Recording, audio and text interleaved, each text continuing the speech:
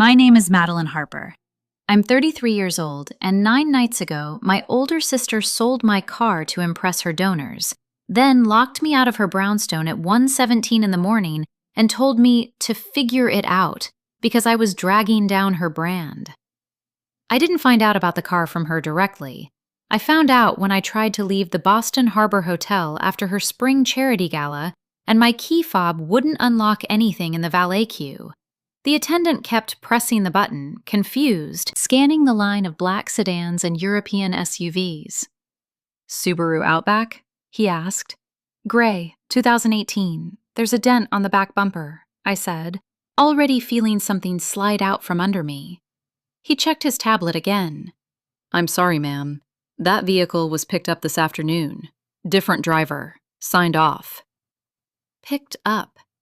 Vivian appeared beside me in a silk emerald gown that cost more than 3 months of my rent, her fiancé Grant hovering behind her with his phone half raised, always filming something for their nonprofit social feeds. She didn't look embarrassed. She looked irritated that I was creating friction.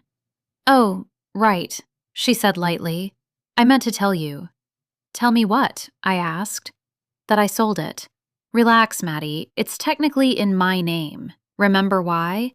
Your credit was a disaster after Dad's hospital bills. I helped you." Helped me. She held out her phone and showed me a screenshot of a transfer confirmation. $6,800. Beneath it, she'd typed, "Solved the catering shortfall. You're welcome." "My debit card declined in front of the Callaways," she continued, lowering her voice. There were 172 guests in that room. The mayor's chief of staff was there. I needed liquidity. You weren't using the car tonight anyway. I stared at her. I use it every day. I commute to Cambridge. I pay the insurance. I pay the maintenance. "And I covered the down payment 3 years ago," she snapped. "So let's not pretend you built it from scratch." Grant shifted uncomfortably, but he didn't say anything. He never did. He just filmed and posted and curated. Vivian's life was angles and captions. I was the unphotogenic infrastructure that kept her running. "How am I supposed to get home?" I asked. She glanced toward the harbor, where the wind was kicking up white streaks across the water. "Uber, or the T. You're resourceful." There it was. The compliment that was never a compliment. Resourceful meant disposable, capable of absorbing impact without complaint. I didn't cry, I didn't yell. I walked past her, heels in hand, down Atlantic Avenue toward the late-night buses. The air smelled like salt and diesel. My phone buzzed as I walked, a text from Vivian. "Also, we need to talk about your living situation, tomorrow." That tomorrow came faster than I expected. When I got back to the brownstone in Back Bay at 1:17 a.m., the porch light was off. The keypad on the side entrance blinked red when I entered my code. I tried again. Red. I knocked. No answer. 2 clear storage totes sat on the back steps. Through the plastic, I could see the top layer of my life. Folded sweaters, my laptop charger, a framed photo of me and Dad at Revere Beach the summer before he got sick. My phone buzzed again. "I think it's healthier if you transition out of the garden unit," Vivian wrote. "Grant and I need the space. The gala proved we're moving up. I can't have clutter complicating that." Clutter. I called her. She declined it. Then she sent one last message. "The storage unit on Seaport Drive is still under the estate. You always said you were good with logistics. Maybe you can make yourself useful there until you land somewhere else." Until I land somewhere else. I sat down on the stoop beside the totes and watched a rideshare crawl past without slowing. For 5 years, I'd been the quiet operations arm of Vivian Harper Consulting, reviewing contracts, catching accounting errors, managing vendor deliveries she forgot about. When donors praised her impeccable execution, I smiled from the edges of the room. Tonight, execution meant something different. She hadn't just sold my car. She had eliminated my mobility. She hadn't just boxed my things. She had repositioned me, like inventory she didn't want displayed. The Seaport Storage Unit. Vivian called it dead weight. A leftover commercial lease from Dad's old rare book brokerage that she planned to unload before summer inspections. She complained constantly about the climate control bill, about how it was bleeding money for nothing. Nothing. As I looked at my reflection warped in the plastic lid of the tote, something settled inside me. Not rage, not panic. Calculation. I work in collections logistics for a university library system. My job is chain of custody, asset protection, risk assessment. I know how to read temperature logs and insurance riders. I know what humidity does to paper. If Vivian wanted me out of her house, fine. But she had just sent me somewhere she never bothered to look. And for the first time all night, I wasn't thinking about the car. If you asked Vivian, she would say everything she ever did for me was generous. After our father died 4 years ago, she stepped in fast and loud. She handled the probate attorney. She consolidated accounts. She moved me into the garden unit of her renovated brownstone because, as she put it, family should centralize resources. What that meant in practice was simple. The property deeds went into her LLC. The consulting firm launched under her name. The nonprofit clients became her orbit, and I became the dependable one in the background. I was 29 then, finishing my certification in archival logistics while working part-time at Northeastern's Special Collections. Dad had run a small rare book brokerage out of a leased commercial space near the seaport. It wasn't glamorous, but it was meticulous work. Provenance records, humidity control, private collectors who cared more about first editions than flashy galas. Vivian hated that business. "It's dusty and niche," she used to say. No scalability. But she kept the storage lease after he passed, said she might repurpose the asset. In reality, she forgot about it unless a bill came due. That was where my Subaru came in. 2 years ago, when my credit score dipped because I'd put Dad's final hospital balance on my card, I couldn't qualify for decent financing. Vivian offered to put the vehicle in her name temporarily. "You can't build stability without transportation," she told me, signing the paperwork with a flourish. "I'm investing in you." I made every payment: insurance, oil changes, new tires last November. When the transmission sensor glitched, I paid the $640 repair without asking her for help, but legally it was hers. That detail mattered more to her than the reality of who kept it running. The brownstone worked the same way. She told people I lived with her while getting on my feet, even though I covered utilities for the garden unit and quietly paid for small fixes she didn't want to invoice through her business. When the back stairs rotted last winter, I coordinated the contractor. When her assistant quit mid-project before the winter fundraiser, I assembled 93 donor packets by hand at the dining room table. She liked the word we. We secured the Hamilton Foundation. We hosted the governor. We built this from the ground up. But the ownership was never we. The credit was never we. The leverage definitely wasn't we. Grant fit seamlessly into that ecosystem. He was a venture strategist, or at least that's what his LinkedIn claimed. He filmed behind-the-scenes reels of Vivian reviewing seating charts and tasting menus. He rarely acknowledged me unless he needed a spreadsheet fixed. The gala last week had been the biggest yet. Late May, Harbor View, 172 guests, silent auction items curated for maximum Instagram appeal. Vivian insisted it would elevate her into a new donor bracket. She'd spent aggressively for months leading up to it. Upgraded linens, custom glassware etched with the nonprofit's crest, a last-minute string quartet because someone important mentioned loving live music. I remember sitting at the kitchen counter 3 days before the event, reviewing the vendor ledger. "You're stretched thin," I told her carefully. "There's no buffer if something spikes." She waved me off. "High-profile rooms require bold moves. Stop thinking like a librarian." I am a librarian, technically, or at least part of that ecosystem. I think in preservation timelines, not applause cycles. The morning of the gala, she was pacing the dining room, phone to her ear. "The Callaways expect exclusivity," she hissed after hanging up. "They want a private champagne tier for their table. If I can't secure it, they'll pivot their donation." "How much?" I asked. $3,450. I did the math instantly. There was no clean place for that to come from. I didn't know then that she had already solved it, that while I was double-checking name cards and confirming dietary restrictions, she was meeting a broker in Somerville's parking lot and signing over my Subaru. By the time I was standing on those back steps with my life in two clear bins, the pattern felt obvious. Vivian didn't explode. She reallocated. Assets, space, people.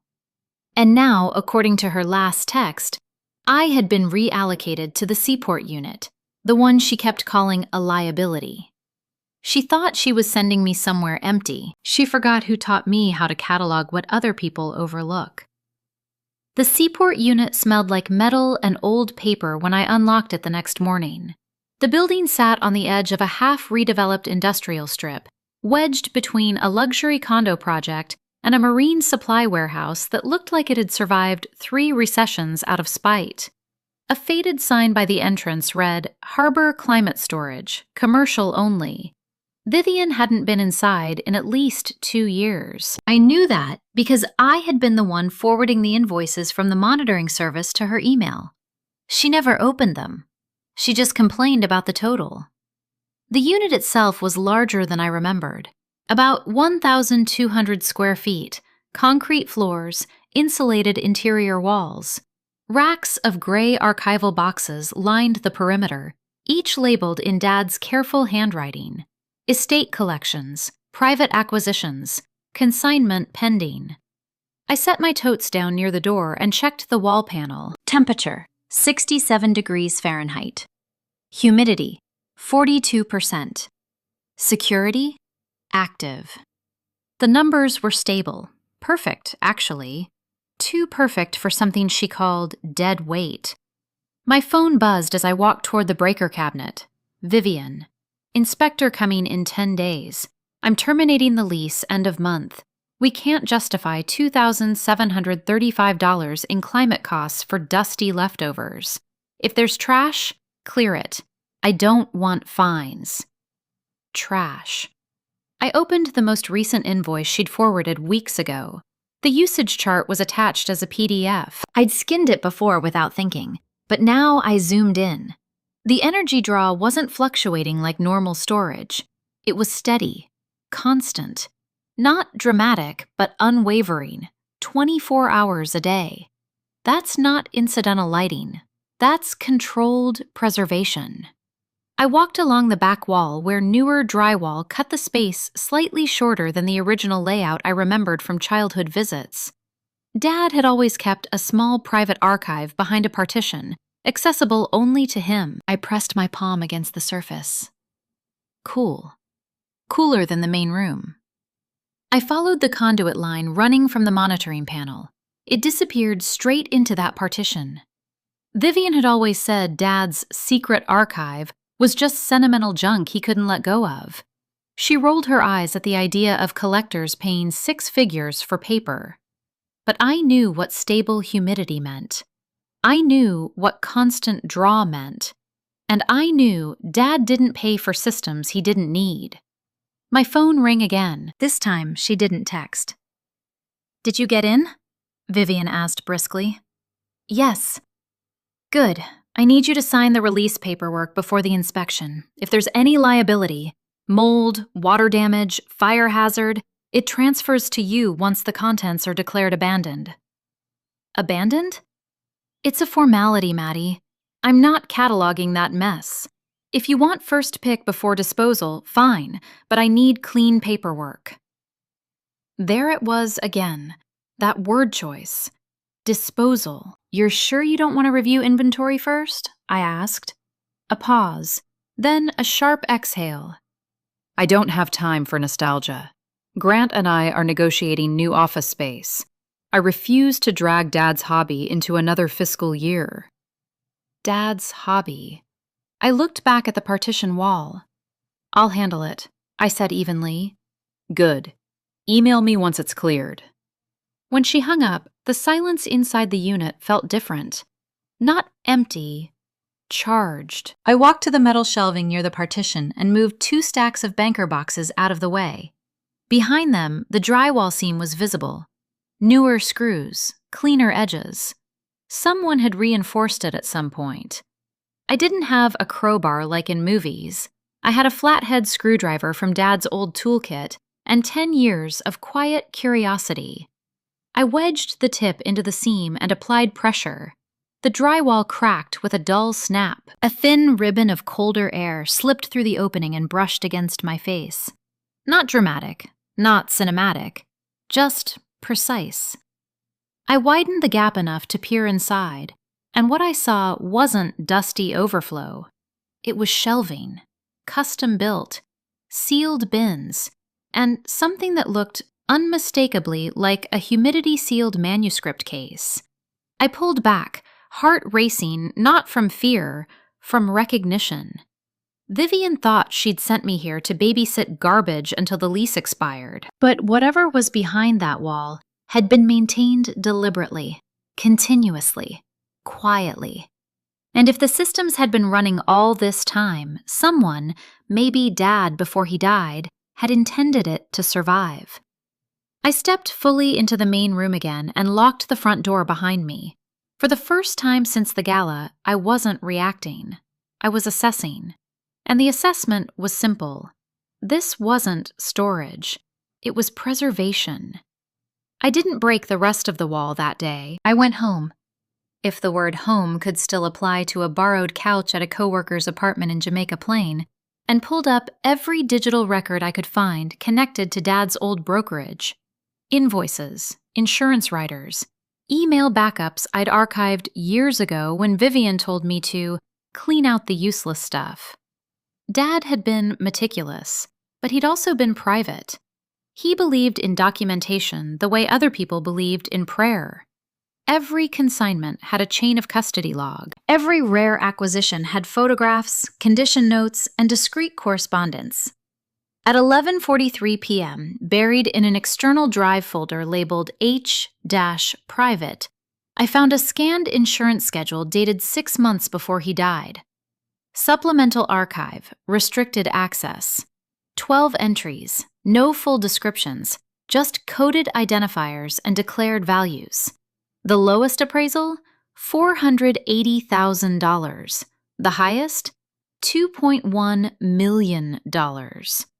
My chest felt tight, not with panic, but with the weight of numbers aligning. I drove back to the Seaport unit early the next morning in Rowan Pierce's hatchback. Rowan worked in archival appraisal and transport. We'd handled delicate university acquisitions together, illuminated manuscripts, Revolutionary War letters, things that required white gloves and non-disclosure agreements. He didn't ask why I sounded strange on the phone. He just said, "Send location." When I showed him the cracked drywall seam, he stared at it for a long moment.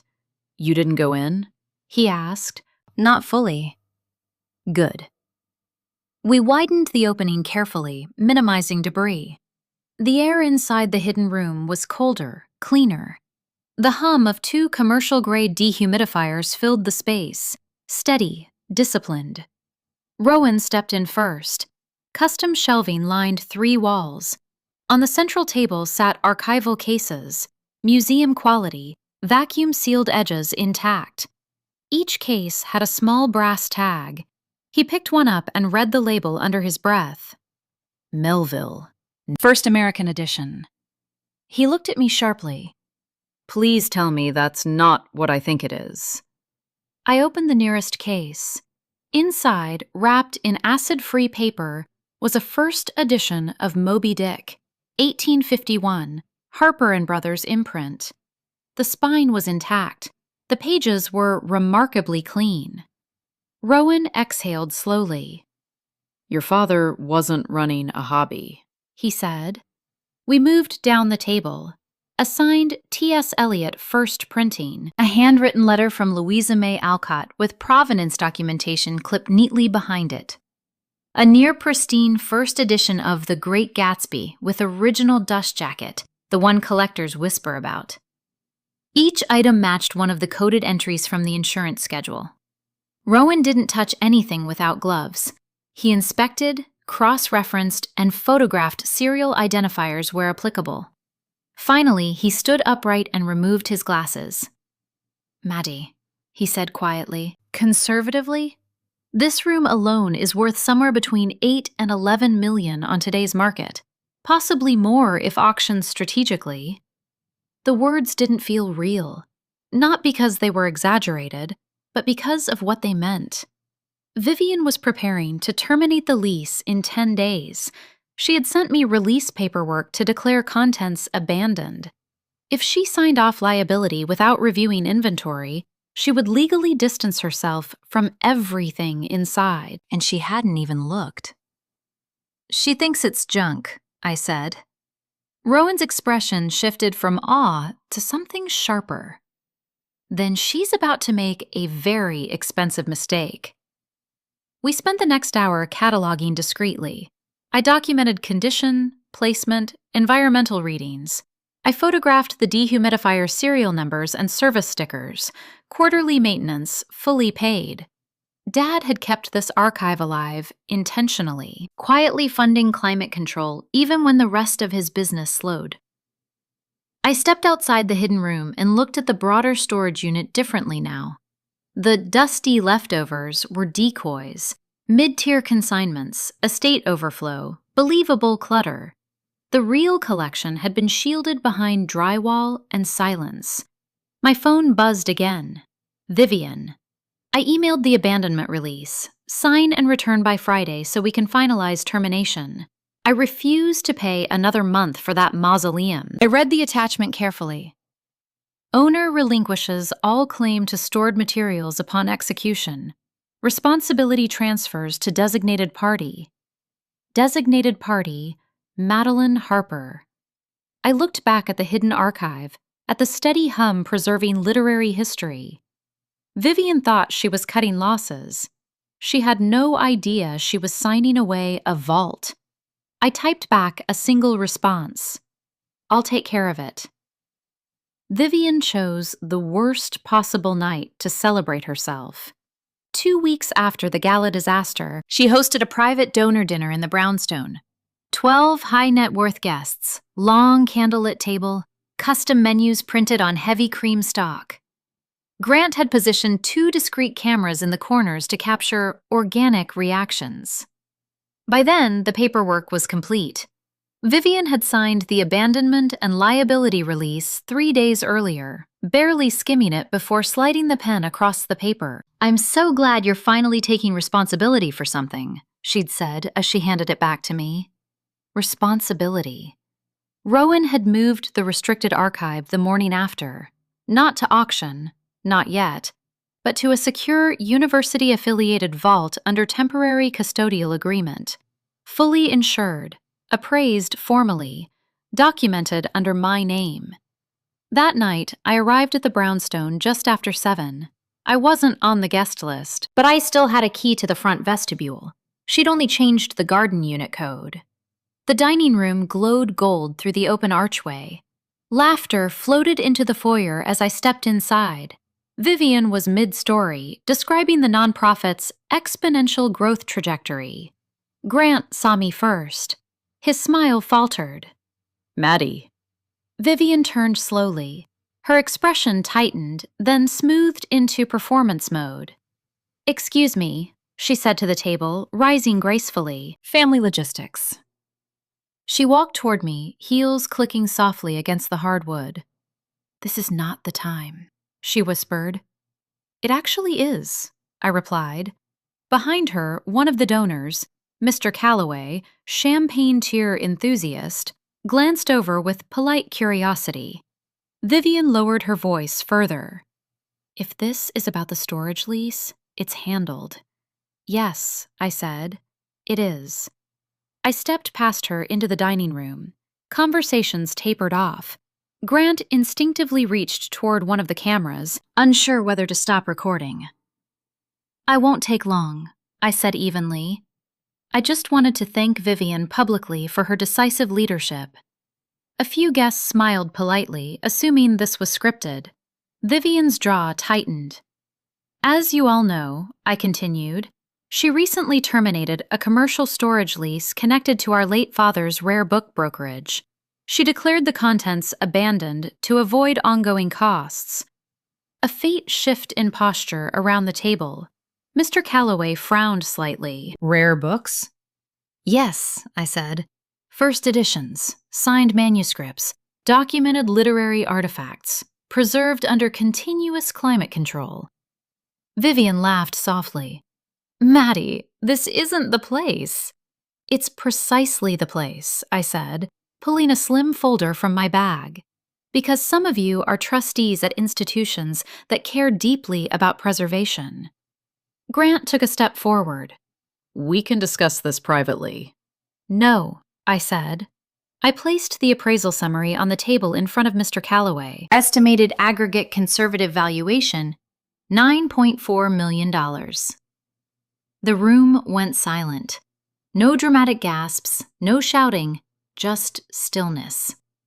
Mr. Calloway adjusted his glasses and scanned the page. "Are these authenticated?" "Fully," I replied. "Under university supervision, insurance secured, chain of custody transferred legally after abandonment release was executed." Vivian's face had gone pale beneath her makeup. "You're twisting this," she said sharply. "That unit was a liability." "It was an archive," I said. "Maintained quarterly, paid for consistently. Dad preserved it deliberately." Grant finally spoke, voice low. "Vivian, did you review inventory before signing?" She didn't answer. Across the table, a woman who chaired a cultural foundation leaned forward. "You relinquished claim to historically significant materials without appraisal?" Vivian's composure cracked just slightly. "I trusted my sister to handle disposal." "I did," I said. Silence settled again, heavier this time. "Not because of the money, because of the negligence." In their world, optics mattered. Stewardship mattered. Vivian had built her reputation on responsible leadership, and now the narrative had shifted. I gathered the folder calmly. "I won't interrupt further," I said. "I just wanted transparency." As I turned to leave, Grant's camera remained pointed downward. No one reached for a glass. No one resumed conversation. And for the first time in years, Vivian didn't have a caption ready. Vivian called me the next morning at 6:12 a.m. I let it ring. She called again at 6:14. On the third attempt, I answered. "You blindsided me," she said, skipping hello entirely. Her voice sounded smaller than I'd ever heard it, not furious, fractured. "I corrected the record," I replied. "You humiliated me in front of people whose donations fund scholarships. You declared a multi-million-dollar archive abandoned without reading the inventory," I said evenly, "in front of people who sit on preservation boards." Silence crackled between us. Grant had already issued a carefully worded statement on social media by then, something about internal family misunderstandings. Comments were turned off within an hour. "What do you want?" Vivian finally asked. The question landed strangely. For years, I had wanted acknowledgement, partnership, basic respect, but that wasn't what this was about anymore. "I don't want anything from you," I said. "Legally, the materials are mine. I've entered a custodial partnership with Northeastern Special Collections. They'll curate an exhibition next spring honoring Dad's work." "You're monetizing it," she accused. "I'm preserving it," I corrected. "And yes, eventually I'll liquidate selectively, strategically, with proper appraisal." She inhaled sharply. "Do you know what this does to my reputation?" I looked around the small office I'd just signed a lease for. Not flashy, not waterfront, but mine. 2 rooms, exposed brick, enough space for catalog tables and secure storage consultations. I think it recalibrates it, I said. The fallout unfolded quietly over the next few weeks. 2 donors withdrew from Vivian's upcoming campaign. One foundation requested documentation review before renewing a grant. No scandal headlines, just hesitation, questions. In her world, doubt was expensive. Grant stopped posting. The engagement photos disappeared from his feed first. By mid-July, so did he. Vivian and I didn't speak again after that call. Not because I blocked her, because there was nothing left to negotiate. Rowan helped me finalize the first private sale in August, a signed Elliott printing that funded the launch of Harper Archival Logistics. I kept the Melville. I kept the Alcott letter. Some things aren't assets. They're anchors.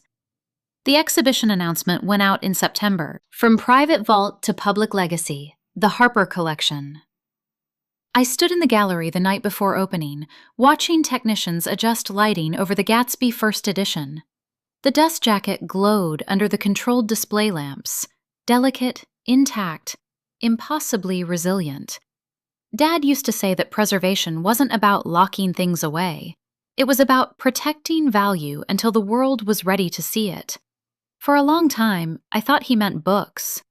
Now I understand he might have meant me. Vivian chased visibility, applause, expansion. I chose stewardship. She saw liability where there was inheritance. She saw clutter where there was history. And when she locked me out of her house to protect her image, she accidentally handed me the only room that mattered. Some losses feel like exile in the moment, but sometimes they're just redirection. I lost a car. I lost an address. I lost the illusion that family automatically means loyalty. What I gained was autonomy, documented, insured, and entirely in my name. And this time, no one else is holding the title.